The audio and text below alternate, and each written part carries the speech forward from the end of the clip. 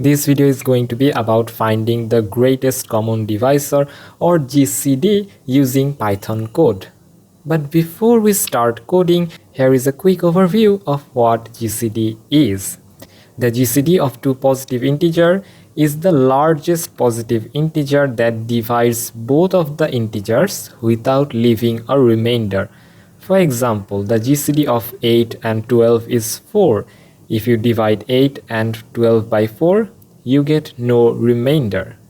You can also do that by dividing 8 and 12 by 2, which also leaves no remainder. But 2 is not the greatest common divisor here, because obviously 4 is greater than 2. Thus, the GCD of 8 and 12 is 4, not 2. 2 is a common divisor, but not the greatest one. Hopefully now it's clear what GCD is. To implement this in Python, we are going to use the Euclidean algorithm to compute GCD of two numbers. Here is a brief overview of Euclidean algorithm for finding the GCD. Let's say you have two numbers, 252 and 105. In step 1, consider one number is A and another one is B. Afterward, find the remainder when you divide A by B. In our case, the remainder of 252 divided by 105 is in fact 42. In the next step, B becomes our A and the remainder becomes the new B. Repeat the process. 105 divided by 42 gives the remainder of 21. And in the next step, you know by now what to do. 42 becomes A and 21 becomes B. Since 42 is divisible by 21, so it leaves no remainder. Now in the next step, B is 0 and we terminate here. The last non-zero remainder, which is 21, is the GCD of the two numbers. You can verify that. You will find no number greater than 21 that divides both 252 and 105 without leaving a remainder. Now let's implement this in our program. So this is how the program goes. We have two numbers and we will print the GCD of the two numbers by calling out the GCD function that we are going to implement now. So the GCD function will be something like this. We put two numbers. After that you write while b. This while b basically means if b is greater than 0. So if b becomes 0, while b is no longer true, and it will terminate the loop.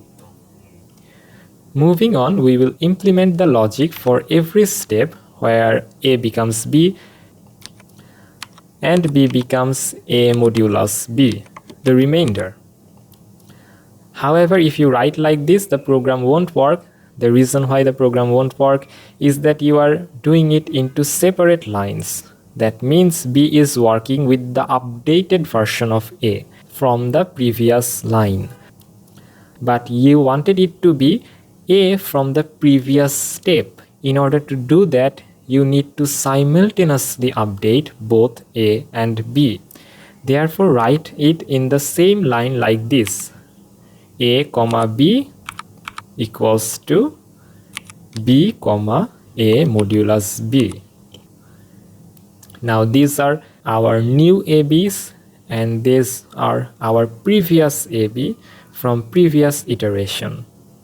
Now when B becomes 0, this loop breaks and will return the remainder of the previous step, and it will be now A, so we will return A. Now let's test our program. If you run it, you will see the GCD is in fact 21. Now that the program is working, you might be thinking, is it necessary for A to be greater than B? What if A equals to 105 and B equals to 252? Well, if you run it, you will see you get the same result again. The reason why you get the same result is because if B is greater than A, initially it is not divisible. So if you divide 105 by 252, ultimately you get the remainder to be 105. Now this remainder is going to be our new b, and the b we had 252 becomes our new a. So ultimately, after one step, a is greater than b and the previous steps follow. Therefore, if you write it in any order you like, this program will work.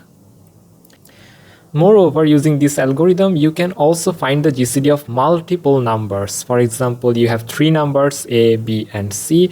You can do it like this. You find the GCD of a and b, and then with the result, you find the GCD of the result and c. The order doesn't matter. You can do it like this: bc, then a, ac, then b, or whatever. So instead of two numbers, now we have a list: 981 and 171. Initially, we will find the result of the first two numbers like this: GCD of n0 and n1. So the n0 is the 9 and n1 is the 81. After finding out the result, we will run the loop like this: for I in range of 2, we will start from 2 up to the length of the numbers. The result would be GCD of the previous result and ni. So we are basically generalizing the program such that it not only works for 3 numbers but also works for any amount of numbers. Now the GCD of the next number and the result becomes the new result, and it goes on until the length of the list. When the list is done, we print the result. If you run the program, you will see the GCD is 9. You add another number like 63 and you see again it is 9, and now you add 33 and now it is 3. So the code is working, and not only it is working for 3 numbers but any amount of numbers. If you want to find the GCD of maybe 1000 numbers, then yes, it's possible with the same logic. Perhaps at the end it might be great to show you a shortcut. From the math module, if you use math.gcd, it will also do the work for you. This is something you do in practical cases, but we computed the GCD in Python from scratch so that you know what's going on and you better understand the programming logic. That's all about the GCD in Python. Thanks for watching. Row, row, row, row, row, row, row, row, row, row, row, row, row, row, row, row, row, row, row.